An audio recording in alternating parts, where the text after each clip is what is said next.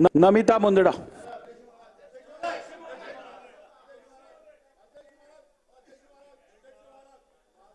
हा प्रश्न हा माझ्या मतदारसंघातल्या मसाजोग या गावाबद्दल आहे। संतोष देशमुख हे 2 वेळा सरपंच म्हणून। एक मिनिट। क्षीरसागरजींनी जो मुद्दा उपस्थित केला आता अध्यक्ष महाराज औचित्याच्या माध्यमातून दिला, पण त्यांनी गंभीर बाब आताच्या याच्यामध्ये झालेली घटना त्यांनी सांगितलेली आहे। जुनी घटना नाही अध्यक्ष महाराज। हा वाल्मिकी कराड नावाचा जो गुंड माणूस आहे तो अध्यक्ष महाराज आणि परभणीची घटना आपल्याला नाही बोलू द्यायचं अध्यक्ष महाराज, आपला अधिकार आहे अध्यक्ष महाराज, पण आम्ही परभणी आणि बीडच्या घटनेचा निषेध करून सरकार त्याला गंभीर नाही म्हणून आम्ही बायकॉट करतो अध्यक्ष महाराज। नमिता मुंदडा।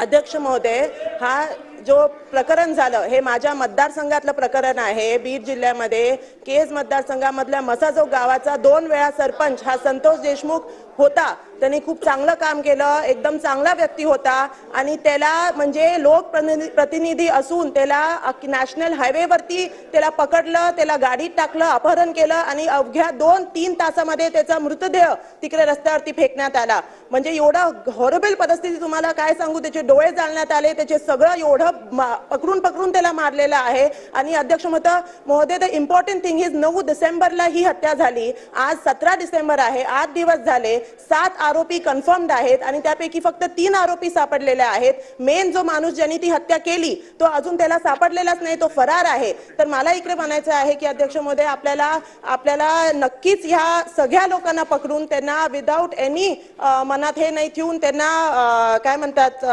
फाशीची सजा ही झाली पाहिजे। जिल्ह्यामध्ये वातावरण खूप लोक घाबरली आहेत, संतापजनक वातावरण आहे। लोकांनी अख्खा जिल्हा बंद झालेला, रस्ता रोक केलेला, तर लोकांना खरंच मनामधली ती शंका जी आहे ती नक्कीच आपल्याला दूर करून त्या सगळ्या 7 लोकांना पकडून त्यांना फाशीची शिक्षा द्यायची आहे, हे अत्यंत महत्त्वाचं आहे। म्हणून मी मुख्यमंत्री साहेबांना सुद्धा 2 वेळा या प्रकरणामध्ये भेटली आहेत की नक्कीच ते चांगल्या पद्धतीने या दोषी जे आहेत त्या सगळ्यांना अटक करून त्यांना फाशीची शिक्षा देतील, कडक कारवाई करतील, हे मला श्री दिलीप लांडे।